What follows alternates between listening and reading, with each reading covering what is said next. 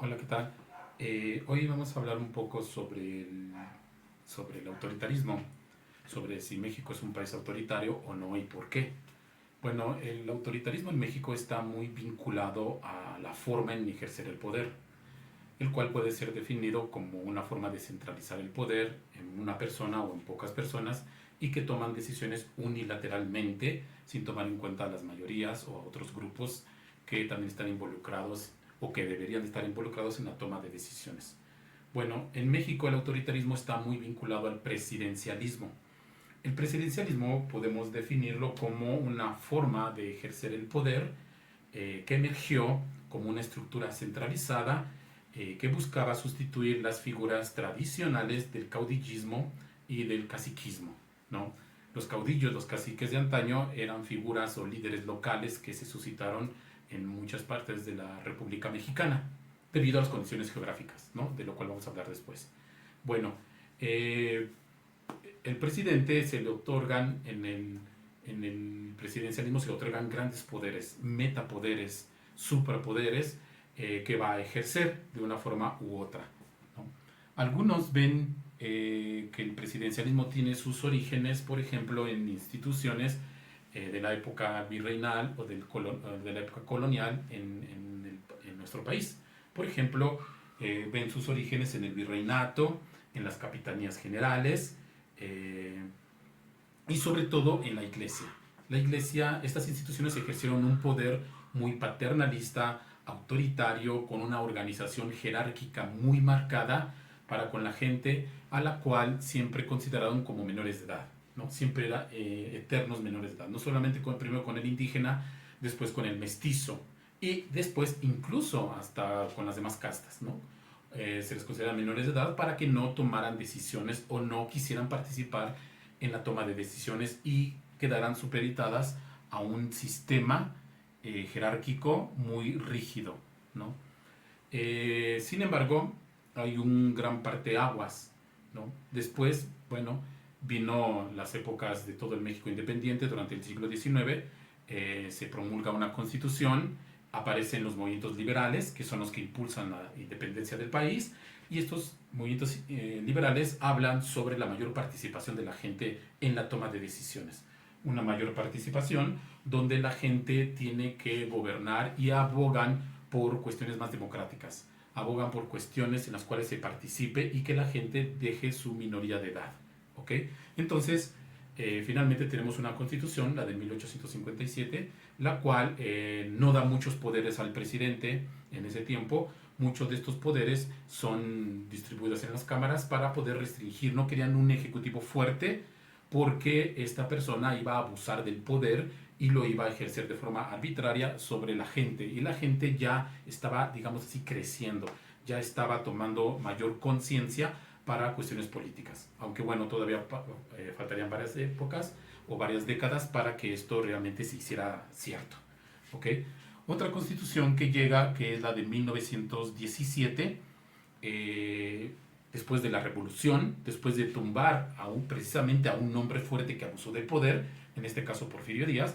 Esta persona abusa del poder, estaba allí para gobernar de forma más justa, que es lo que se lo pedía tras las guerras de reforma, las intervenciones francesas y todo el peligro que estaba dentro y fuera del país.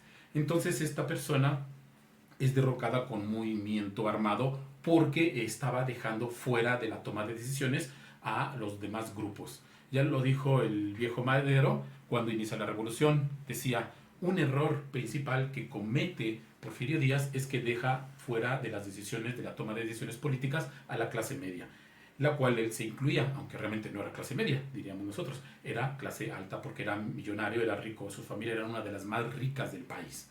Bien, entonces se promulga la revolución de 1900, bueno, la 1910 y se promulga la constitución. Esta constitución va a crear nuevamente un ejecutivo fuerte. ¿Por qué en México queremos un ejecutivo fuerte, un mandatario fuerte, un gobernante fuerte? Bueno, porque en México siempre ha sido un país centralista. Aunque ha tratado de ser federalista, ha tratado de repartir el poder, no solamente la división de poderes que ya marca la Constitución y que tiene influencia de la Revolución Francesa y de la Revolución Norteamericana, va a querer también, bueno, pero por las condiciones que vive el país, se va a centralizar el poder, ¿no? La geografía del poder, o mejor dicho, la geografía también del país, que están vinculadas, nos demuestra que México es un país extremadamente difícil de gobernar porque está muy fragmentado en innumerables valles, desiertos, selvas, bosques, y esto ha separado a los pueblos desde los tiempos, pues, desde tiempos inmemoriales. Tanto así tendemos que siempre ha tendido a centralizarse el poder, ¿no? No es casualidad que los aztecas hayan construido Tenochtitlan donde está y actualmente esté la Ciudad de México y aquí están todos los poderes principales donde se centralizan, ¿no? De lo cual se quejan los demás estados con justas razones, porque se les toma en cuenta de una forma secundaria. Pero tampoco es casualidad que el 50% de la población esté prácticamente en el centro del país, en lo que se conoce como el cinturón volcánico de la República Mexicana, y vivimos, ahí estoy yo también viviendo, más del 50% de la mitad de la población del país vive en este lugar. Y no es casualidad, es porque la geografía del país lo ha delimitado de esta manera y hay ciertas zonas que son más difíciles de llegar, de comunicarse que otras, y para comunicar el país tanto física como digamos digitalmente se requieren muchos recursos y se requiere un gran trabajo perpetuo para que las gentes estén comunicadas y el progreso llegue, las ideas y llegue estos tipos de comunicaciones, ¿no? Entonces la geografía del país no ha beneficiado mucho a que se comunique y por eso se forman líderes locales en esos lugares porque dicen el centro nos ha olvidado.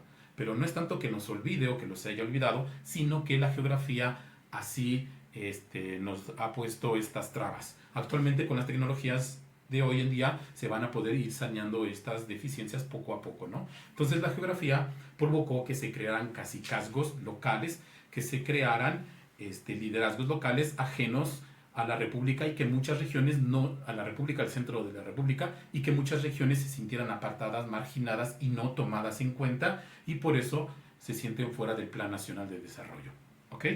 Bueno, entonces la Constitución de 1917 va a volver a construir, digámoslo así, un presidente fuerte, con una hiperconcentración de las facultades en este presidente que prácticamente va a ser un emperador, va a ser el absoluto gobernante, ¿no? Pero va a haber una pequeña diferencia de las anteriores épocas, ¿no? ¿Cuál es la diferencia en esta época de este nuevo autoritarismo, lo cual se simboliza con la figura del presidente? En que este nuevo presidente va a estar dirigido con un partido político, por ahí anótenlo. Va a estar dirigido con un partido político que en este caso es el PRI, este legendario PRI que se formó desde 1929 con el patrocinio del entonces presidente Elías Calles, que quería seguir gobernando al país por medio de un partido político y no hacerlo directamente con una reelección, por ejemplo, ¿no? Entonces ahora se va a crear un presidente fuerte, pero supeditado a un partido político, que es el PRI, como acabamos de señalar. Bien, entonces esto es lo que lo va a dirigir, pero vamos a crear un hombre fuerte, pero solamente por un periodo delimitado, que en este caso son 6 años. El periodo que delimita el mandato del Ejecutivo son 6 años. Y va a tener poderes prácticamente absolutos. Ahorita los vamos a señalar algunos de estos poderes. Prácticamente se decía que el gobierno era el partido político o que el gobierno era el presidente porque gobernaba como emperador. También de ahí se desprende este término de populismo en México, ¿no? Porque el presidente tenía que gobernar de forma absoluta y tiene que apoyarse en el partido político, y el partido político a su vez va a ser un partido de corporaciones. Van a estar allí en el compuesto, componiéndolo y representando partidos y grupos, sindicatos y demás, como el de los obreros, campesinos, sectores populares y demás, van a quedar representados en el partido político, y este partido político a su vez va a apoyar la figura de un presidente sumamente poderoso, ¿no? Pero, insisto, este presidente sumamente poderoso solamente va a durar por 6 años. Después de este periodo, el presidente ya no es nadie. El personaje ya no es nadie. Entonces, todos los poderes del cacique, el dinamismo de estos personajes locales van a pasar a la figura presidencial, ¿no? Van a pasar a la figura presidencial, pero solamente por 6 años, y el presidente va a tener poderes absolutos solamente por ese periodo de tiempo, y después de eso ya no es nadie, ¿no? Bueno, vamos a ver algunas de las características principales del apogeo del presidencialismo en México. Primero, es jefe de la administración pública y es jefe de gobierno. En otros países estos dos puestos son ocupados por dos personas distintas, un primer ministro y un presidente. En este caso, solamente, en el caso de México, solamente un personaje va a tener los dos puestos, ¿no? Yo creo que por eso cobra doble o cobra triple, porque ocupa doble puesto, ha de decir. Bueno, también tenía el poder de nombrar y remover a los miembros de su gabinete. Era y es el comandante supremo de las Fuerzas Armadas. Podía celebrar tratados, negociaciones diplomáticas, proponer, promulgar y ejecutar leyes que expidiera el Congreso de la Unión, convocar al Congreso a sesiones extraordinarias, habilitar toda clase de puertos, establecer aduanas marítimas y fronterizas, proponía a consideración del Senado la designación de ministros para la Suprema Corte de Justicia, etc. El presidente no puede ser destituido ni apartado del cargo por las cámaras. Solamente, escuchen bien, puede ser removido de su cargo por delitos de traición a la patria. Entonces ustedes no lo pueden quitar, aunque sea un muy mal presidente.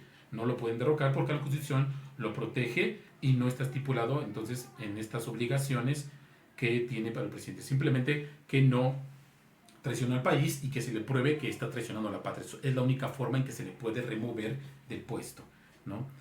Bueno, otra característica más es que durante su sexenio era el líder del partido, es el jefe del partido hegemónico y nombraba al presidente del Comité Ejecutivo Nacional. También el presidente tenía el derecho de nombrar a su sucesor, nombrar senadores, gobernadores, la mayoría de los diputados, los presidentes municipales de los más importantes ayuntamientos y controlaba los sectores que conformaban el partido como sindicatos y demás.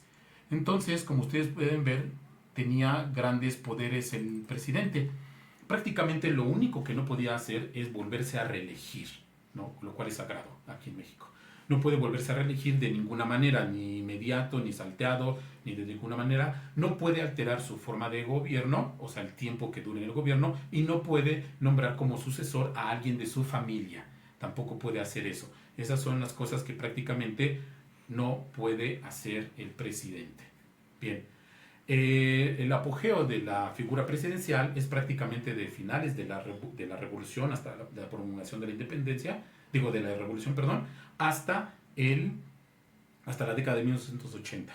¿Qué tiene de particular la década de 1980? Que es cuando se va a establecer una nueva forma de política económica, que es el neoliberalismo. El neoliberalismo va a abogar porque se le quite poderes al presidente y al gobierno en general. Se va a adelgazar el gobierno. ¿Por qué quieren adelgazar el gobierno, el neoliberalismo? Porque quiere tener mayores libertades para comerciar y, en pocas palabras, para hacerse rico. Entonces no le sirve un gobierno fuerte, aunque todos estos neoliberales se hicieron ricos en base a políticas de gobierno. Ojo con eso.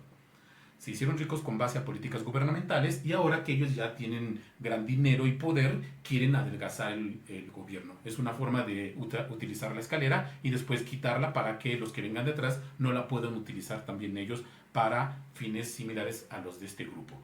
Entonces se debilita el gobierno, se desprestigia mucho la imagen presidencial y el gobierno entonces ya no se le ve gran razón de ser si es que no va a resolver los problemas. Por eso escuchamos a un Vicente Fox diciendo, ¿y yo por qué? Cuando se le pregunta cuál y cómo va a solucionar ciertos problemas, dice él, ¿yo por qué? ¿Cómo que por qué? Porque teníamos la imagen histórica de un régimen presidencialista, lo cual los neoliberales dicen, no, hay que quitarlo, o el presidente ya, o el gobierno en su conjunto, no es la solución, es el mal que hay que atacar y es lo que nos impide crecer.